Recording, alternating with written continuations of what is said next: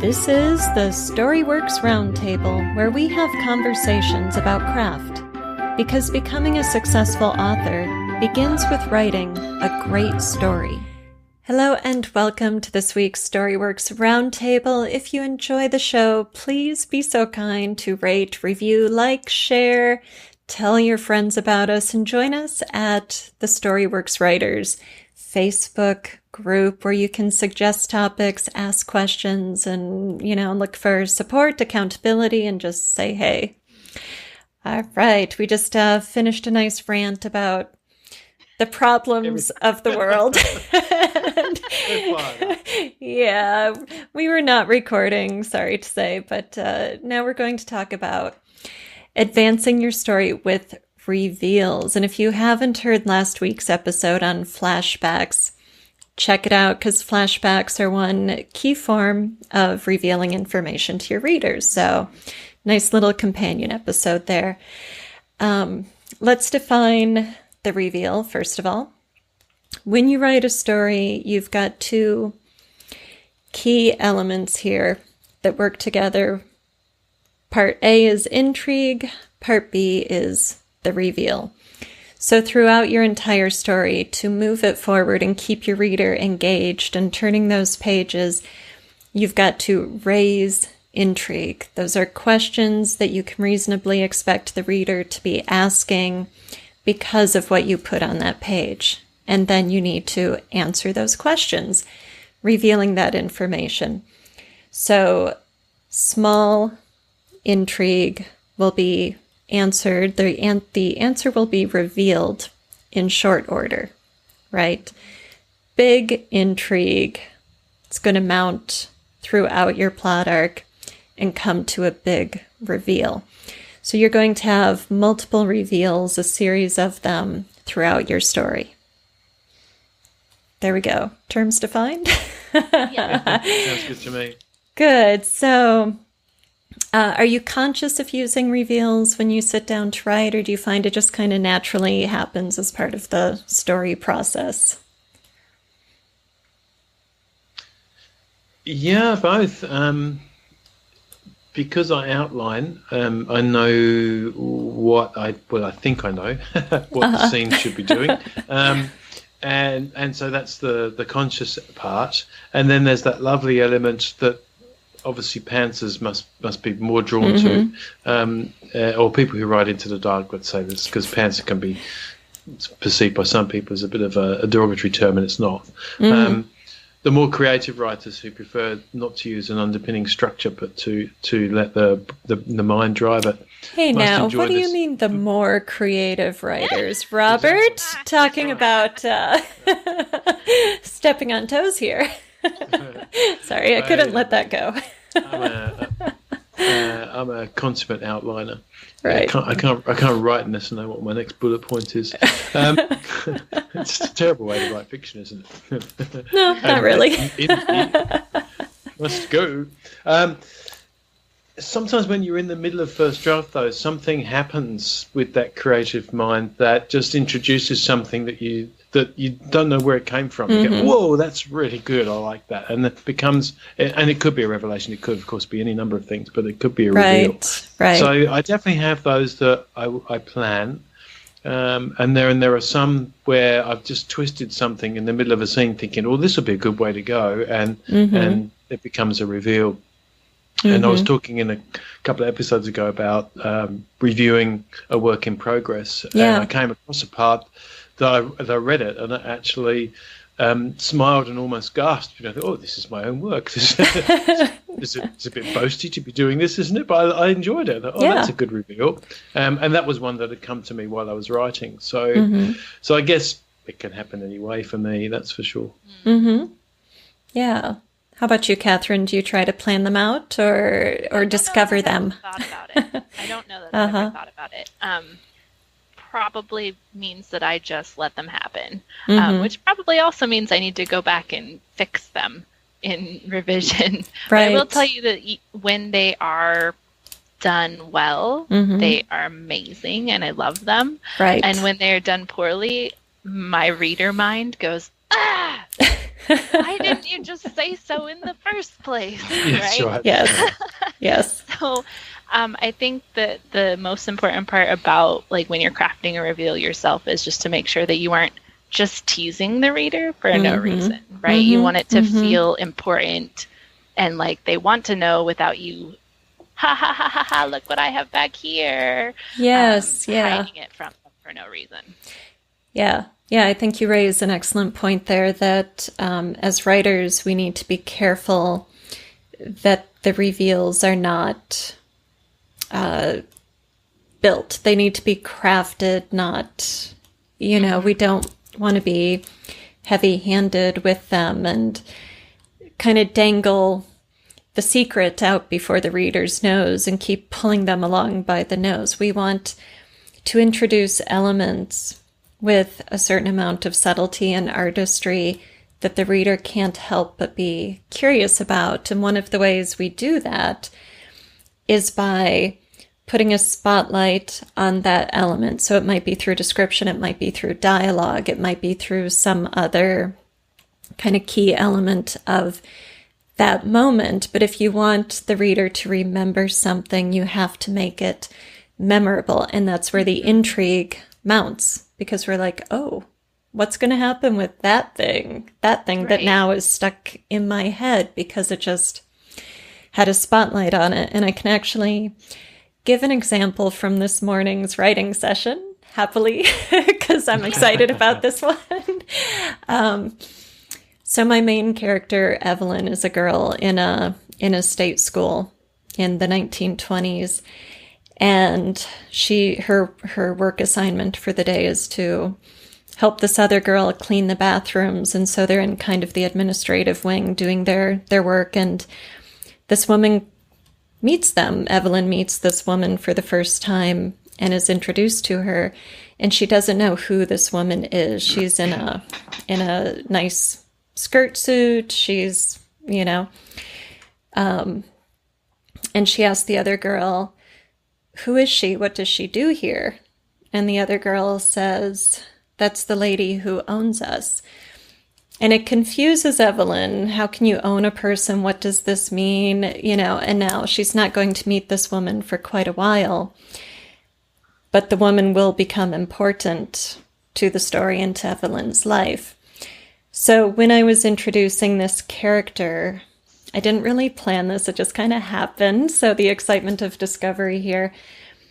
I realized after the other girl said she owns us, what the girl means but doesn't understand is that this woman works for the state government and everyone who becomes a ward of the state becomes her charge. Right? So that's a little complicated for this other girl to grasp. So in her mind, she owns us. But to any reader, that's my spotlight. What do you mean she owns them? What? And that's going to stick, or I expect it will stick. And then it will be revealed later as this woman's role in Evelyn's life plays out. And we come to understand, what she does. Right. Yeah, nice. So it's in the character's voice. It's exactly as you would expect that character to behave. It sets up some mystery for the reader, and allows you to make a revelation later on that is more powerful because of that. Whereas if you'd explained it then, well, what happens here is that when we're taken in under this, then it would have ruined it. It wouldn't have been the character speaking. It would have been the author trying to explain something. So it's a good example of how you use show don't tell as well to make reveals work better. Well, and it also sets a very distinct tone for the relationship with that woman, right? Because she owns us. It's kind of sinister, right? Right. So you know that something is coming that is not necessarily good, right? Right, but, which is very true because as wards of the state, they've lost all of their civil liberties. So it does kind of play out in that, not to say too much, but I'm glad you picked up on that, Kathryn. Well, I mean, and that's what you can do with crafting that intrigue, right? Is you get to tone and, give that sort of sense of what's coming to the reader without necessarily giving them the 100% story, which is the reveal, right? So you can shift their expectations and then use the reveal either as a confirmation of those expectations or as a reversal of those expectations to create like surprise, right? So how you craft your intrigue directly relates to, how you want that reveal to play out. So right. Okay, so confirming or I said reversing. Reversing, right. So reversing or confirming reader expectations.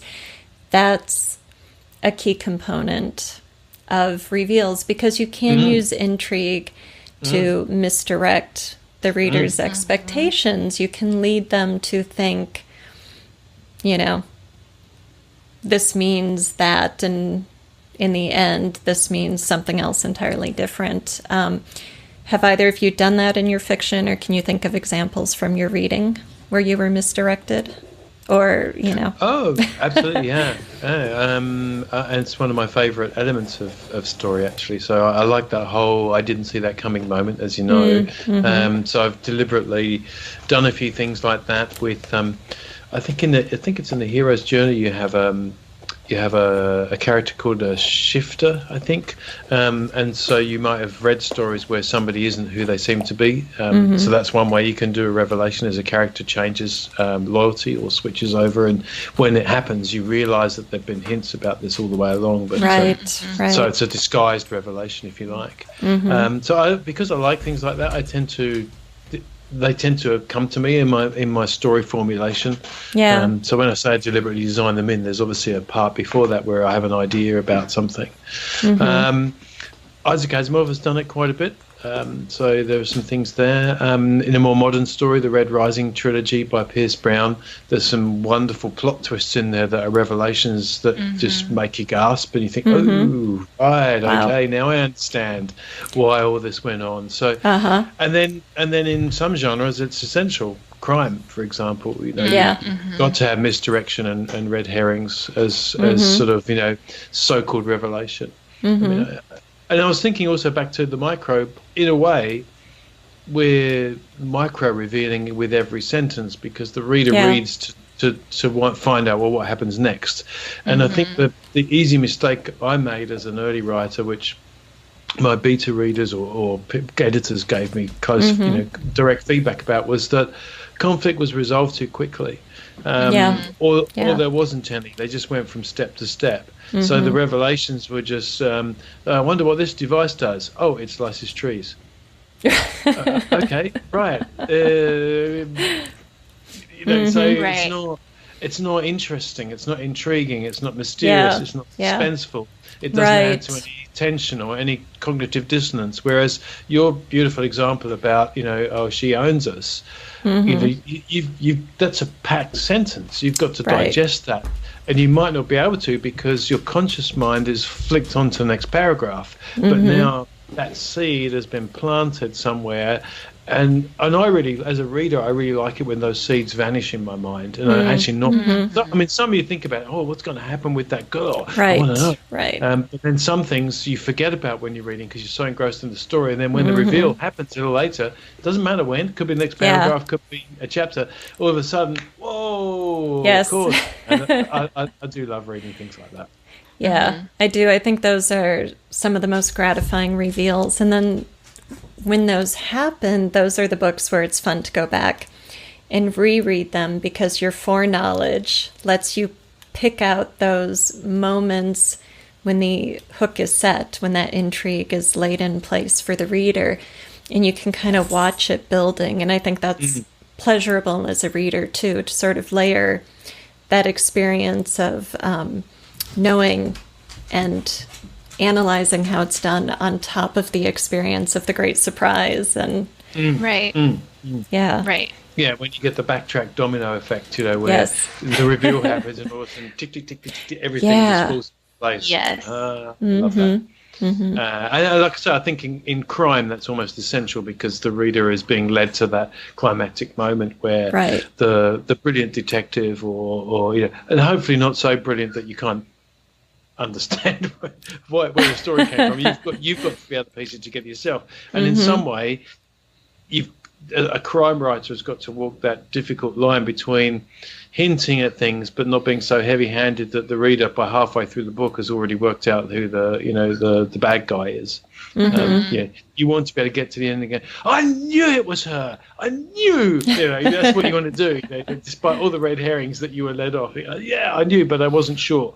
So I think those, for that reason, are probably quite difficult to write skillfully without being heavy-handed with the reveals. Right, and I think that what you're talking about applies to every genre, not just mystery. It's more obvious and more necessary in mystery, right? But any great book is going to have that suspense, that intrigue, because that's what keeps us needing to find out what happens next. Yeah, that's what it's all about. What's next? What's next? I have to know. Otherwise, it's just Jenny and Sally went to the shops, bought some potatoes, and came home. Yes. Right, that was quite fantastic. Right. Yeah. So what kind of problems do you find either have in your own writing or encounter as readers with the intrigue reveal pairing here? Well, Kathryn alluded to it before, obscurity. So if it's really obscure, and then it doesn't mean anything when it's revealed, or it's been, it's unbelievable. You think, no, they would have said something about that. Yeah. That's just stupid. I actually that's my big problem with Girl on a Train. It's just completely unreliable narrator. Sorry, made up a word there. And you get to the end of the book, and the reveal is, no, I've spent the whole book inside this woman's head. That particular thing would have been in her head. Yeah. And you held it back from me as the author because you wanted a twist at the end. Yeah, so it's a little bit, it's artificial. That's right. So like the Sixth Sense, you can watch it the once. And I didn't work that one out when I watched it. I didn't, it did catch me by surprise. But once it's done, it's done. Yes. And it's a trick. So I think it's worth putting apart the reveal from a trick. Or a twist. Let's say twist, because a twist can be really good. Trick sounds like not so nice. Yeah. Well, exactly. Right? So I would say Sixth Sense is a trick. But isn't it well done and enjoyable? Once. Right. But that's all you need. That's all you need to drive millions and millions and millions of people to the theater, right? 2 against 1. We win. You win. No. I think there are books that use it as a trick, though, and when it's used as a trick, it's awful. Yes. I mean, it's just awful. And I'm going to mention a book that I struggled with, the reveals, and say, caveat, I enjoyed the story. I was put off by the reveals. And it's Under Heaven by Guy Gabriel Kay. And one of the things at the very, very beginning, the main character has a friend coming to visit him, and the friend is bringing news. Okay? He's got a sealed envelope, news. Okay? Friend already knows what news is. But for some reason, we don't get the news until well after main character receives the news. News isn't important. It's revealed like 2 chapters later, but they use it as intrigue to try and pull you through chapter to chapter. Oh, we're going to find out what happened. And oh my gosh, drove me crazy. When I found out what it was, I was just like... Angry?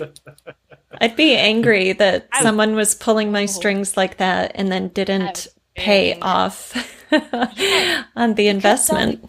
The news turned out to be another main character who you end up finding out all about. Like, the reveal did not pay off the amount of lead up that they tried to give. Right. It would have been more powerful had he just said it from the very beginning, but you don't necessarily know what the repercussions are for her, and the reveal could have been the repercussions rather than the news itself.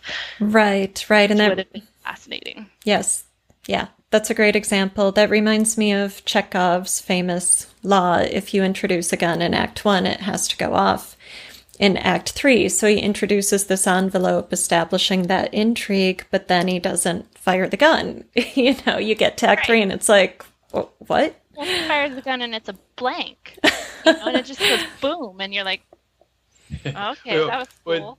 I suppose maybe even more quickly. Oh, by the way, that wasn't even a gun. You know? Right. No, it goes bang and the little flag comes out and unfurls with the word on it. You're like, oh. Yeah. There we are, poking fun at other people's stories, because ours are all perfect, you see, that's the good Well, yes, they are, of course.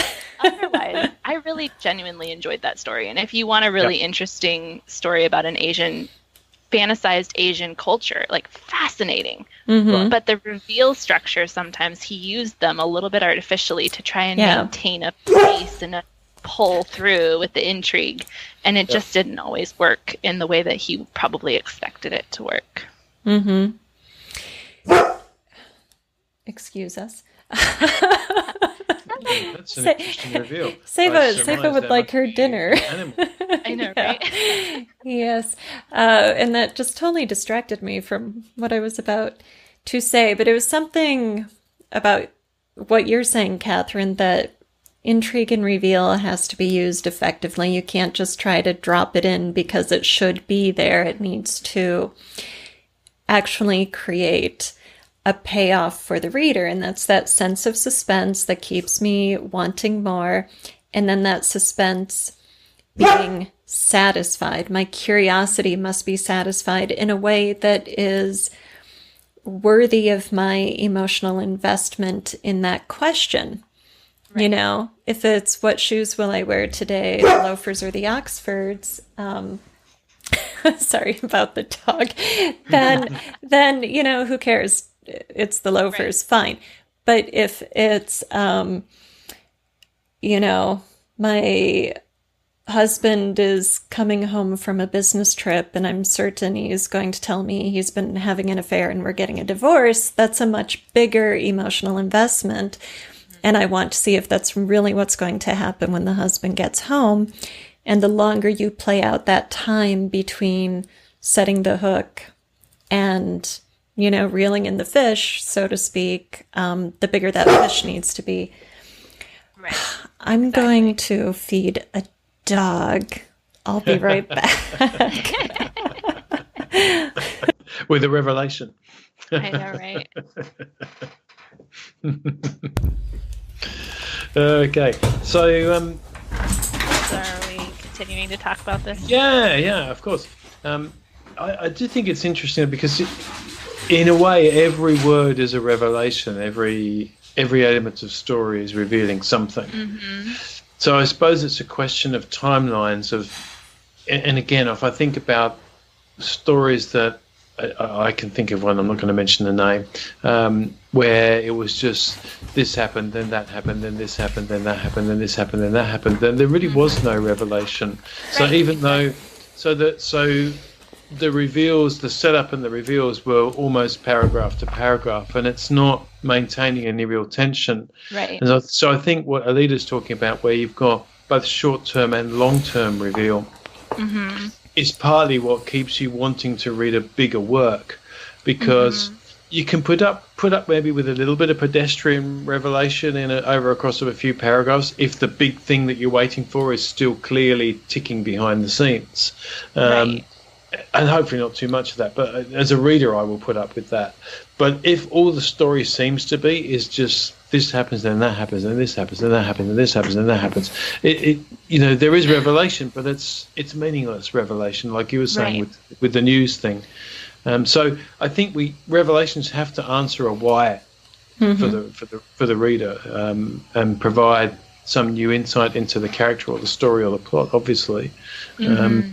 And shouldn't be delivered too easily. You know, and I'm going to say that I don't mean you have to make your reader work.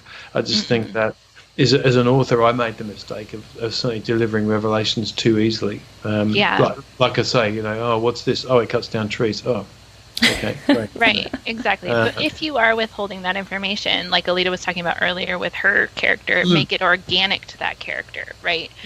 they're not just withholding information for no reason, or you're not just extending it for no reason. So as long as it's organic to the character, they wouldn't talk about that, right? That's something that is going to have to come up later, because they literally wouldn't bring it up in this situation.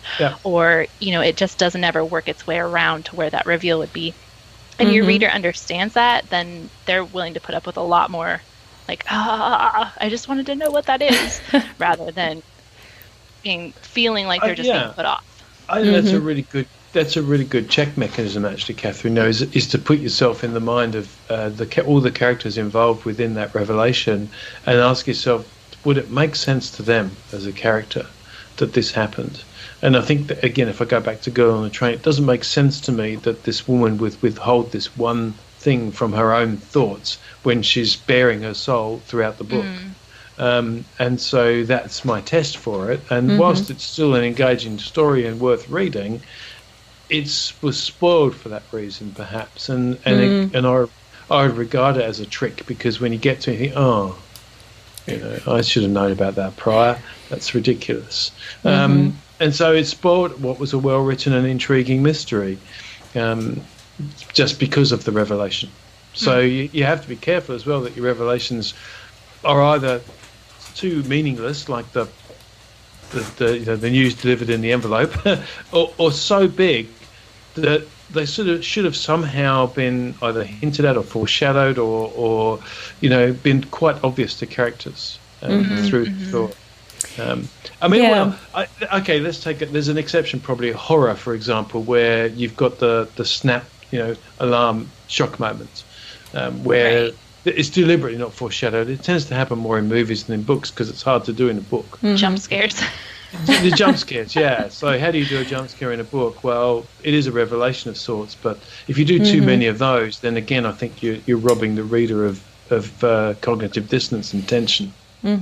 Yeah, and can you hear me? Is my mic on? Okay. Yep. Did I turn it off when I left? Yeah. Oh, very briefly, but it's okay, because we just talked about you. Okay, good. That's what I expected to happen anyway. All right. So I just wanted to point out, touch on something you said about what the characters could know or wouldn't, would know, wouldn't know. Makes sense to them, yeah, which is a really great thing to keep in mind when you're writing in a limited point of view, right? Because then in the limited POV, typically a close third or first person without the necessary hindsight of the first person narrator, then the reader can only know what that character knows. But, like in my piece, I'm writing an omniscient narrator. So my narrator knows this woman's role in Evelyn's life, but I'm not going to interrupt my character's dialogue and my protagonist's reaction to that sentence to explain it to the reader. That would ruin the moment. It would spoil my intrigue. It would, the reveal would not exist if I did that. So we have to keep that in mind too when we set up intrigue and reveal and use our narrative artfully. Yep.